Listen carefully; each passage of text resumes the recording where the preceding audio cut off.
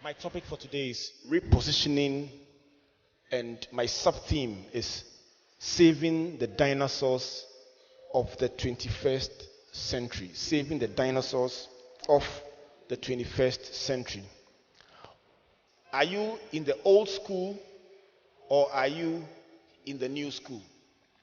If you want to know how the old school looks like, the first sign that you are in the old school is when you overemphasize your degree, the institution you attended, the course you did, or the class you got. Bad news. Some time ago, we used to pride ourselves and say, this is the University of Ghana, or the University of Ghana.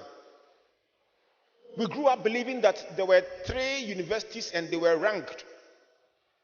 And so we had our own perceptions about which one was better than which one.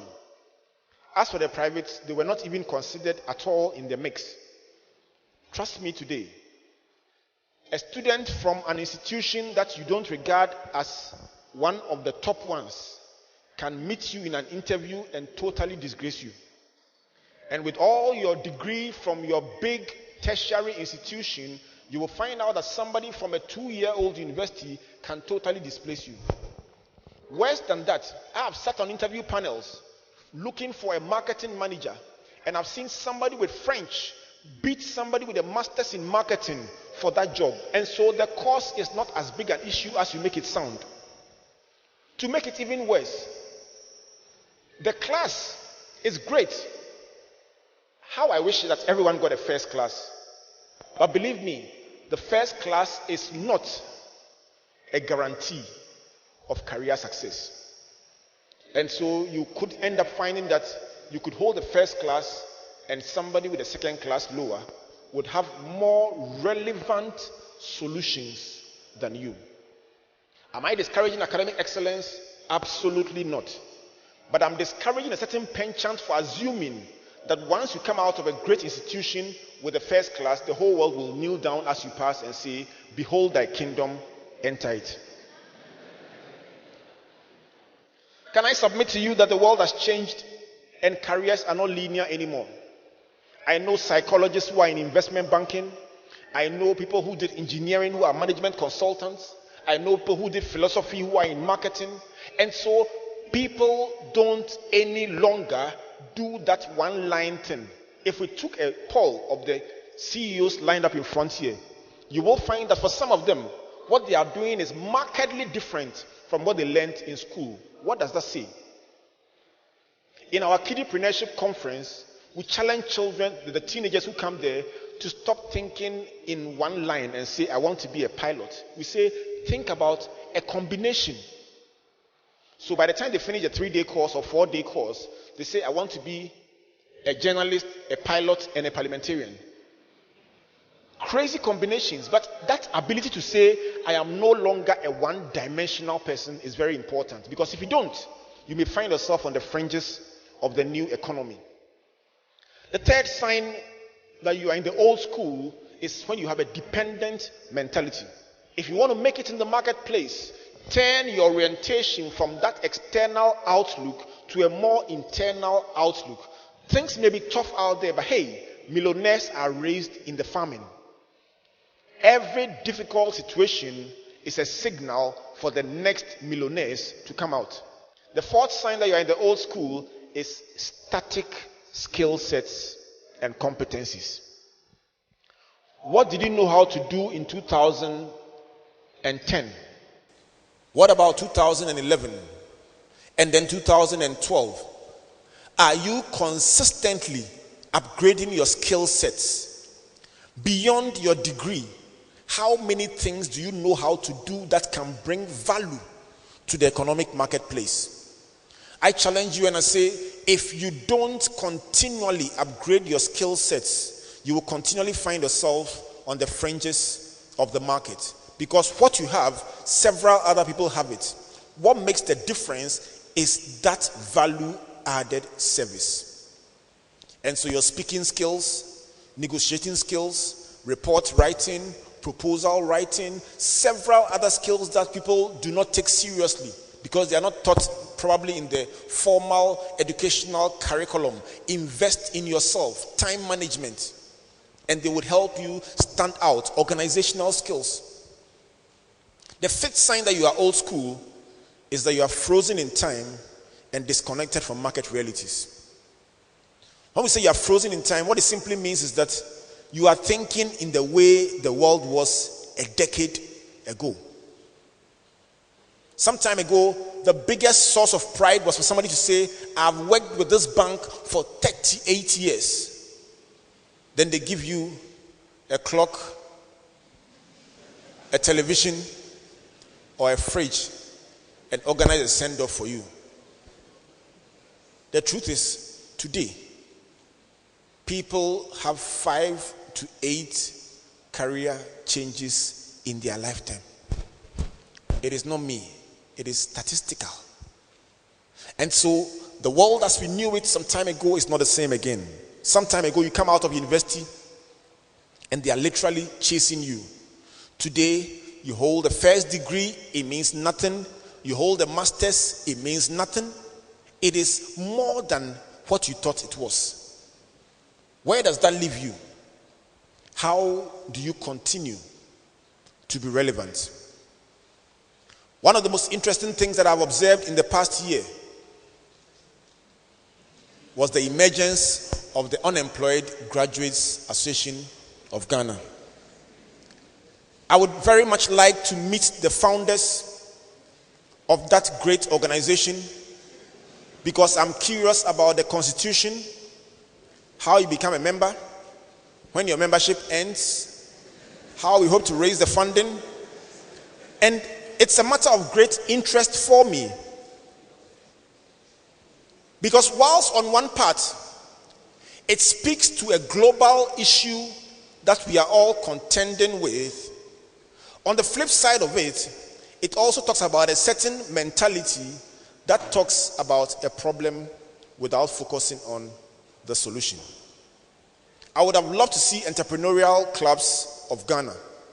And I have a funny feeling that many companies would have been attracted by a group of young people who are admitting that they are unemployed and have committed themselves to learn how to start a business and are asking for help.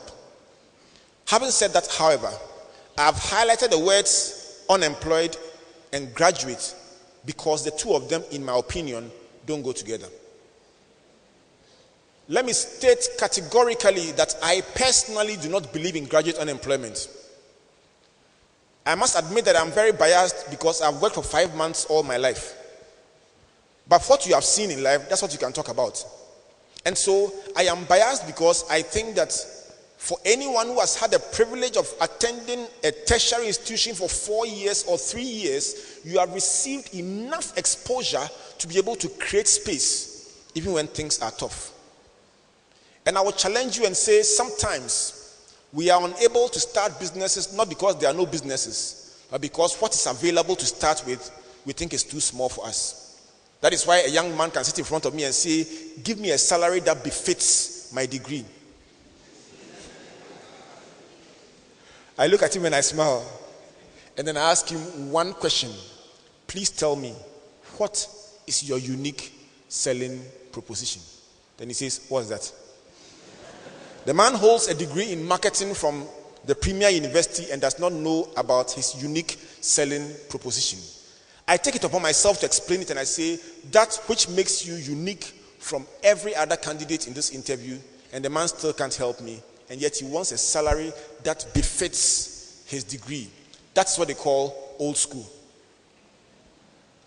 What do you do when your carefully designed career plans are threatened by changes you couldn't have anticipated a few years ago? What do you do when you're thinking, I'll finish my university, graduate, go for my congregation, my parents and family will come, they will clap, then I'll get a job, wear a suit, and the gold bar will follow? What do you do when you suddenly find yourself confronted by realities that you didn't bargain for? The industry that you are aiming at is becoming extinct. It's shutting down. Companies are shutting down because of new technology. Some countries that were at the back have come to the forefront. Estonia, Bermuda, big time countries in terms of technology. Where are we? What do you do when the market changes? A friend of mine would say, when they change, change. To change is to transform or convert. I want to throw a big challenge to everyone listening to us today and say that in the area of our careers, we need to change our mindset. To change something is to make the form, the nature, the content, and I like the part that says the future course of something different from what it is or from what it would have been if left alone. My thinking, my dear friends, is that maybe if you were left alone, you would end up in a particular direction and make some particular mistakes. But courtesy of Springboard and the exposure you are receiving, I want to believe that you can begin to make some changes in the form, nature, content, and future course of your career. What about positioning, or better still, repositioning? To reposition something is to place or put the thing in a new position. If you were standing in an offside position, if the ball is crossed to you 10 times, before you kick the ball and score, the referee will lift the hand and declare that you are offside. Your anxiety, your determination, your commitment don't matter if your positioning is wrong. Haven't you seen somebody who is genuinely wrong handling technology before? The person has a clean heart but is pressing the wrong knob and could blow up the whole building. Honesty is not enough. Commitment is not enough. Positioning is important. And so if you will matter in your career, you must be well positioned. Repositioning also sometimes means positioning something back again where it should have been in the first place. Because sometimes the paths that we choose and the tangent on which we branch, we shouldn't even have bothered to go there in the first place. And I want to speak particularly to the issue of corruption and say, listen to me, my dear friends, the people who become corrupt when they are in government start being corrupt in our universities. They start being corrupt when they are in school and they grow with it. When you cheat in exams and you cheat in SRC elections and you cheat in everything when you are in school, you will grow up and become corrupt. Don't pretend to be surprised. You've grown up with the talent you were developing.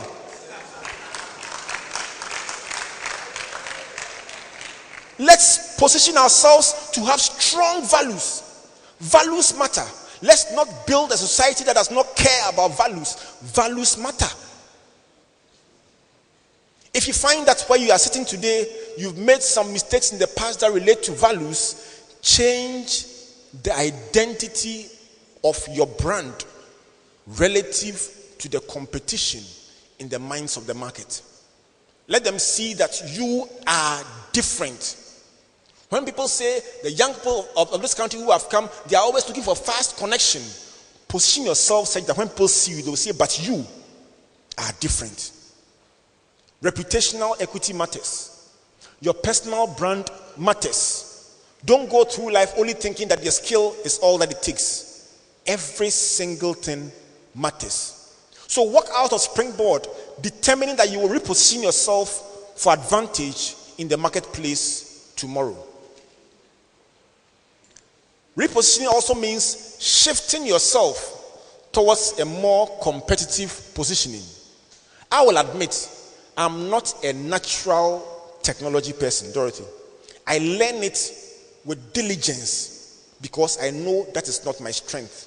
My strength is in words. I love prose, words, crafting words, writing, speaking. I love that. But I am the first person to admit that whether I like it or not, I need it. So I apply myself day and night to make myself relevant with technology. Why? Because if I don't, I will remain on the fringes. In the face of all that, how does one change? What are the models of change that are available to a person sitting here today who says, I've come to the realization that something must give? To change, you must unfreeze the old way of thinking. Unfreeze the way you have been conditioned and programmed from your childhood. Because truthfully, sometimes tradition, our background, culture, perceptions that we have grown up with battle with new realities. If you want to fry fish and it's in the freezer, you need to bring out the pack, thaw it, take some, fry it, and then you can put the stew or the whatever back in the freezer. So you must sometimes unfreeze and then change and then refreeze. Because the positioning in which you originally are, without unlearning some things, it will be very difficult for the new to come. For some of us, our change will come about as a result of throwing intensive light in a dark situation. What do I mean? I mean accumulating relevant knowledge at an accelerated pace and exposing that into your organization, into your life, into your mind, into your mindset, into your orientation. The more light comes, the more darkness leaves. But for change to happen, I love what they call the Ocran model of change. That simply says there must first be an awareness of the need. Listen, if somebody is in trouble and they don't know, you can't help them. If somebody has a body odor and for that reason they are being turned away interview after interview and they themselves are not aware, you can't help them. There must be an awareness of the need. Even more importantly, there must be a desire to support or participate in the change. When things are brought to your attention, when you realize something, you must be willing to change. Thirdly, you must have knowledge of how to change. If you lift up your hands and say, I acknowledge that I'm in trouble, somebody help me, and you don't know what to do, you will still be stuck. So the third pillar of change is the knowledge of how to change. And that is what many of us are battling with. We look at our lives and the quietness of the dawn, when there is nobody for us to be defensive about, we know things are not the way they should be, but we honestly don't know what to do. The fourth pillar of change is the ability to adopt new skills and behaviors. Are you willing to give up those things that waste your time every day? Are you willing to surrender those habits that are fighting your progress? Are you willing to sacrifice those relationships that are fighting your progress in your relationships, in your career, and everything else that you do? Believe me, my dear friends, not every person adds value to your life. Some people take away from your progress, and you must know. The final one is reinforcement. Reinforcement is simply those measures you put in place to ensure that after you change, you can sustain the change and not go back to your old mistakes again. For every one of us, when you try to make a move from where you are to where you want to be, things will battle you to bring you back to where you are, where you were before. There will be genuine friends, I'll call them genuine in quotes, who will tell you, where are you going? We are all here. Genuine friends, but they are pulling you back. You need to reinforce the change.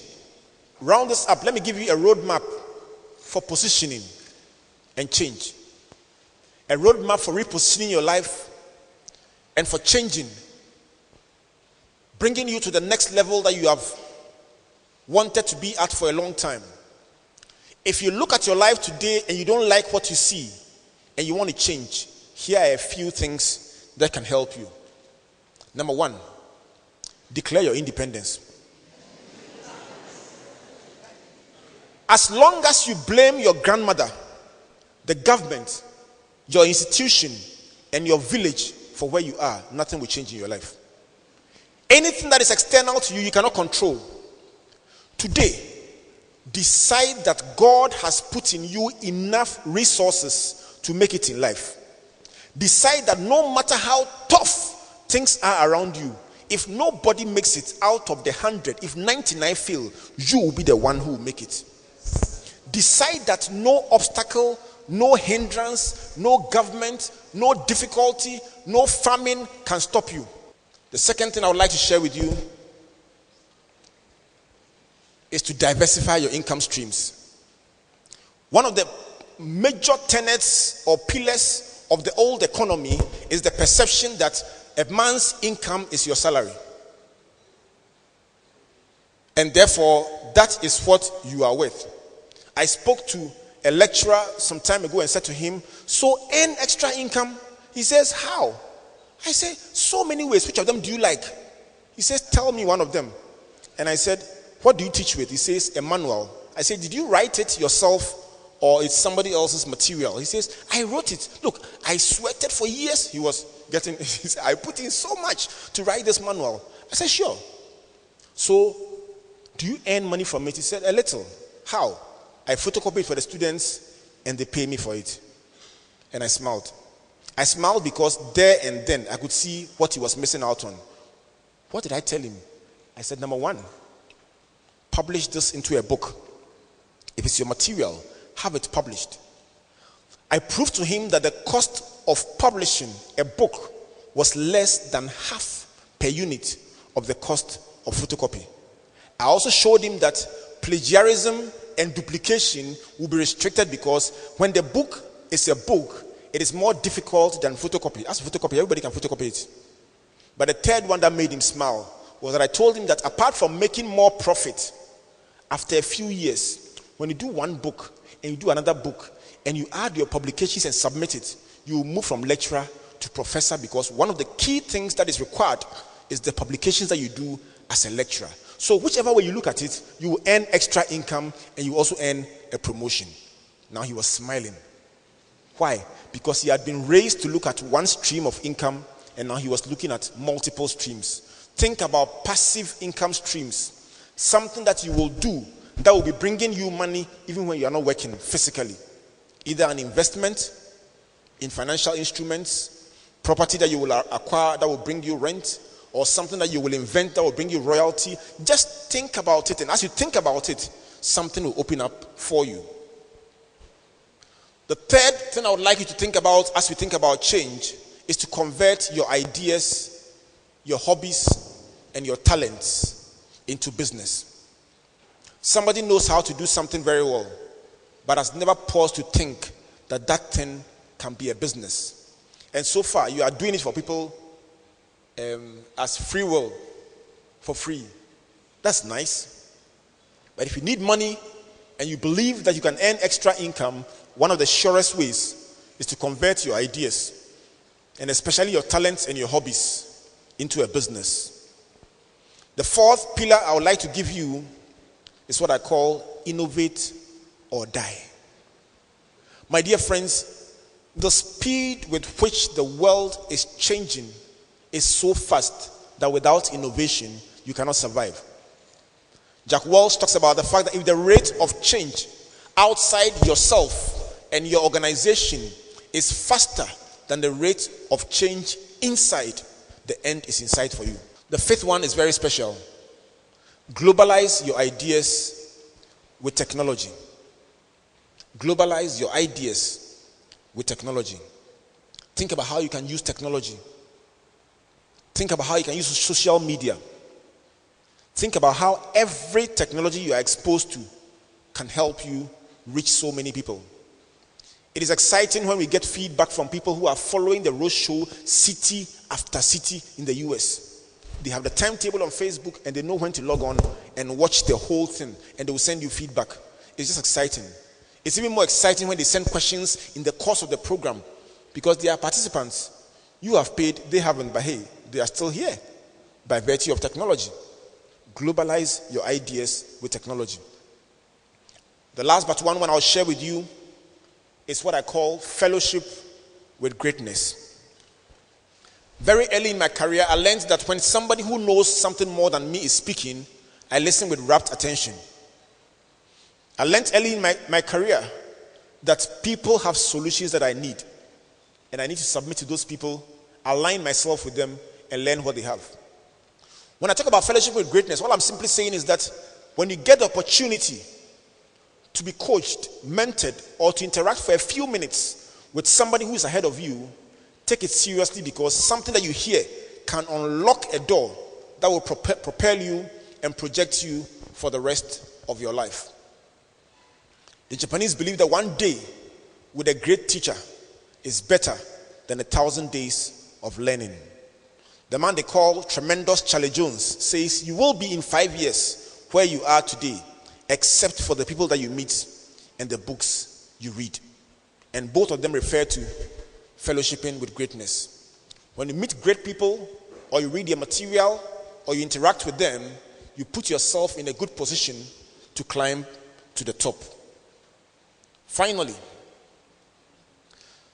let me share with you what has become one of the biggest revelations of my life in the past couple of years, and that is continuously reinvent yourself. As you examine the present, you will find out that there will be several pointers telling you that the future is different. Don't remain fossilized, trapped in your one-dimensional perspective of how the world is and how life is. Reinvent yourself. When I was growing up, I thought I would become a lawyer at a point. First, I thought I would become a doctor. Then I said I would do land economy. I didn't even know what it was. Those times you can choose a course and you don't even know what it means. Sometime along the line, architecture came in, then admin, then planning. I actually went for an interview for planning and I was admitted. It tells you the kind of confusion that the impressionable young mind can go through in our educational system.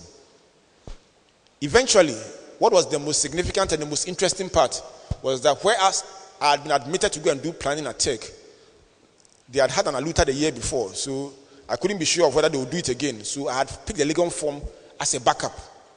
And I went to Legon to see a friend of, and there was my name on they used to have a roster in those days telling you what course they had given you. And I was standing there with my friend when he shouted, "Law Economics!" And I said, "What's that?"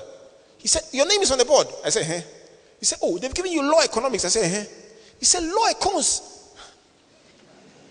To him, it was such a big thing. In fact, he was so impressed that I ended up doing law econs for him. Yes. But it just confirms that we don't always have a clear idea about what we're going to do with our lives. After doing economics, majoring in economics, ran a print business for a while, very well, succeeded to a large extent, found out the interest in writing, the interest in speaking. Today, many of you who know me as a corporate executive in print, you will find out that my life has moved on. And I'm very happy to be doing what I do, challenging people, building networks of young people who are learning and speaking and writing. And so my life today is markedly different from my life 10 years ago. Every award I've won, every recognition that has not come in my old life, it has come in my new life. So somebody listening to me may just be at that point where you should make a decision that your life as you have known it for a long time is not necessarily the best of you. So cross the past and focus on the future. Embrace the future, my dear friends.